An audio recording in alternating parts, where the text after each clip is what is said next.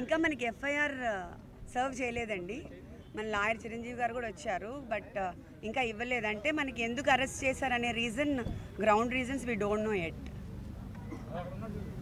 అదే ఇంతవరకు. ఏ బేస్ మీద మీకు మార్నింగ్ ఒక నోటీస్ ఇచ్చారు కదా మేడం, మిమ్మల్ని వాళ్ళని అరెస్ట్ చేస్తున్నారు? Notice only sections mentioned, not the grounds of arrest and on what cause he was arrested. అవన్నీ ఏం లేవు.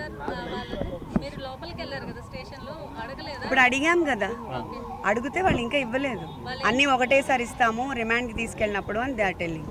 ఫర్దర్ ప్రొసీడింగ్స్ ఉంటాయి. అందుకే కదా మేము అడిగాము, కానీ ఇవ్వలేదు. అందుకే లాయర్ని కూడా పంపించమంటే ఆయన కూడా అదే అడిగారు. ఇంతసేపు దానికోసమే కూర్చున్నాం. ఏం చెప్పారు మరి? We're not going to give now. రిమాండ్కి తీసుకెళ్ళినప్పుడు అన్ని పేపర్స్ ఒకటేసారి we're going to give. Then how are you going to prepare? మేము ఎలా ప్రిపేర్ అవ్వాలి?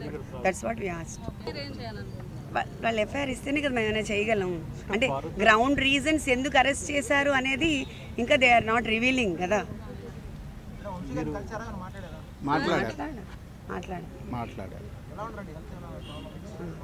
బాగానే, as of now is fine. అంటే మీరు లీగల్ ప్రొసీడింగ్ పోవడానికి ఫర్దర్గా మీకు ఇప్పుడు without FIR you can't go. We can't go.